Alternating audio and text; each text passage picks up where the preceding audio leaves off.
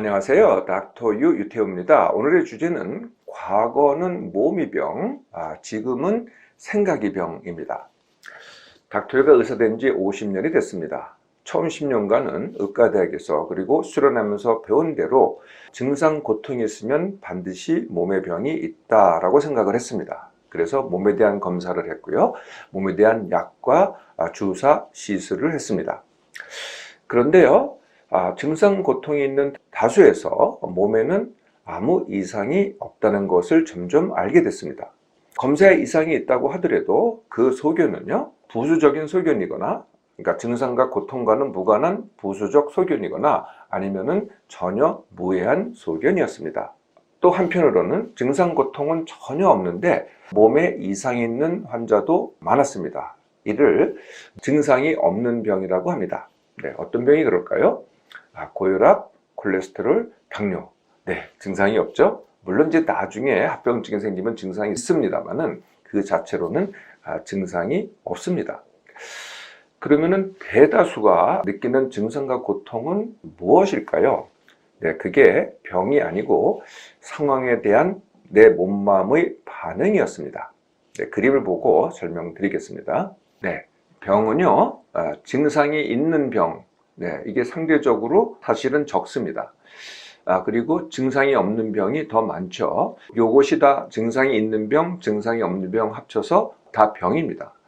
그런데 우리가 느끼는 것은 증상 고통이 굉장히 많습니다. 이게 압도적으로 많죠. 이 증상 고통은 병이 아닙니다. 이건 어디서 올까요? 말씀드렸듯이 상황에 대한 내 몸마음의 반응이라는 거죠. 네. 그런데 이 반응을요, 네, 의료에서는 다시 병으로 간주를 합니다. 네. 그래서 병이 많은 것 같지만은 사실은 병은 증상 고통에 비해서는 상대적으로 적습니다. 또 한 가지 깨달은 사실은요, 치료의 한계입니다. 제가 했던 많은 치료들이요, 사실은 원인을 해결한 게 아니고 결과에 대한 치료였다는 것이죠.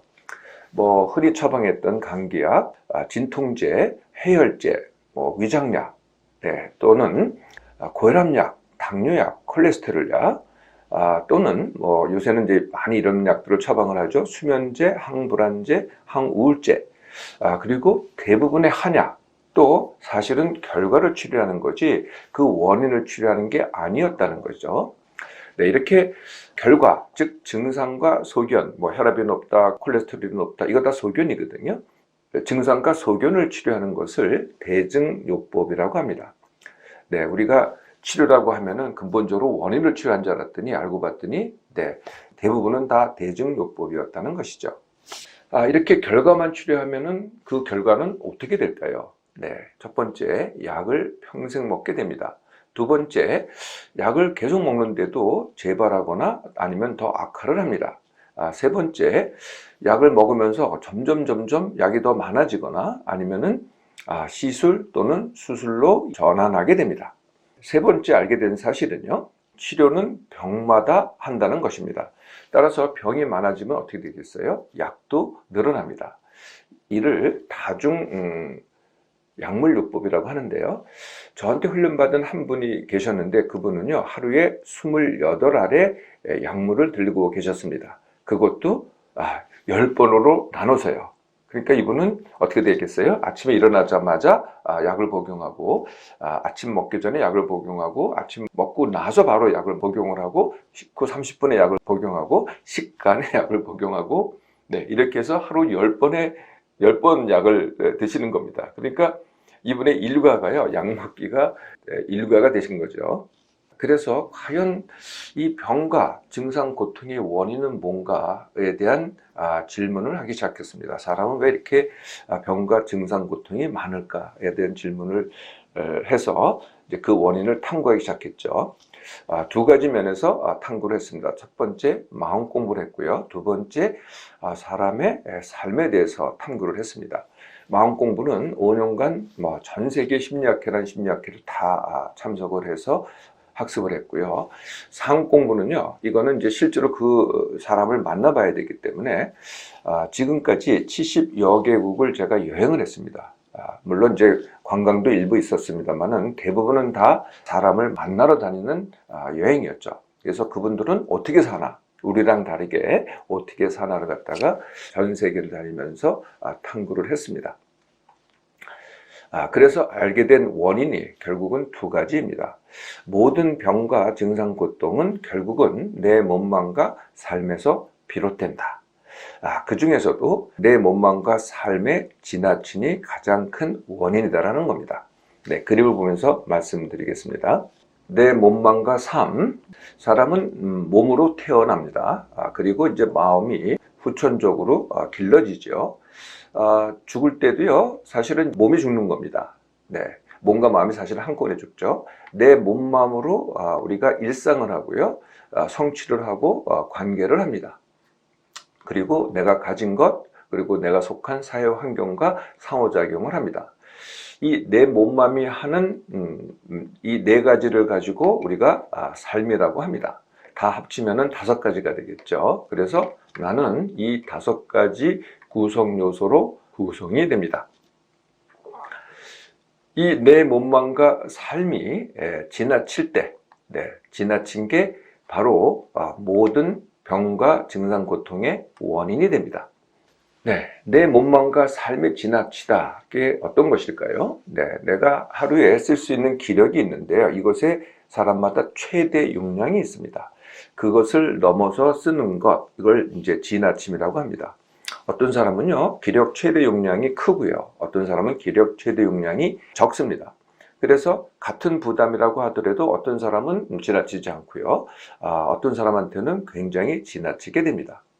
이 지나침의 누적이야말로 모든 병과 증상 고통의 원인이 된다는 것이죠. 지나침에는요, 크게 3가지가 있습니다. 힘든 지나침, 당연한 지나침, 그리고 즐거운 지나침입니다. 힘든 지나침은 우리가 알고 있는 바로 그 스트레스입니다. 나 스트레스야 할 때 그 스트레스거든요. 네, 나도 압니다. 내가 힘들다는 것을. 당연한 지나침은요, 힘들다는 건 알지만은 그걸 당연하게 치부를 합니다. 우리가 어떨 때 그렇게 할까요? 내가 성취를 하고자 할 때, 아니면은 희생과 헌신을 할 때 힘들어도 그렇게 하려고 하죠. 3번째가 요즘이 이제 이런 지나침이 이제 굉장히 많은데요. 즐거운 지나침입니다. 대표적으로는 스마트폰 하기, TV 보기, 놀기, 회식하기, 여행하기 등등입니다. 즐겁죠? 그렇지만 내 몸, 마음은 지나치게 됩니다. 자, 지나침이 병과 증상 고통의 거의 모든 원인인데요. 그러면 사람은 또 왜 지나칠까에 대한 또 제가 의문을 갖기 시작했습니다. 그래서 이거에 대한 해답을 어떻게 찾을 수 있을까요? 하다가 이제 동물들의 몸망과 삶을 탐구하기 시작했습니다. 그래서 발견한 사실이 동물들은 스트레스가 없네. 동물들은 지나침이 없네였습니다. 많은 분들이 개, 고양이 봐라. 사람과 똑같이 스트레스가 있다 그러는데요. 개, 고양이는 자연적인 동물이라고 할 수가 없습니다. 사람이 만들었고요. 사람답게 만들어서 그냥 사람을 그대로 따라하는 것입니다. 정말 야생의 동물들하고는 차이가 있죠. 그림을 보면서 또 설명을 드리겠습니다. 이게 그 남아메리카의 어느 지역에서 찍은 사진인데요. 사람이 있고 뒤에 굉장히 그 동산이라 그럴까요? 있습니다. 이게 과연 뭘까요? 근데 이게 하나만 있는 게 아니고요. 이렇게 보시면은 굉장히 많습니다. 이게 자연적인 흙 쌓인 게 아니라는 거죠. 이것은 개미가 만든 개미집입니다.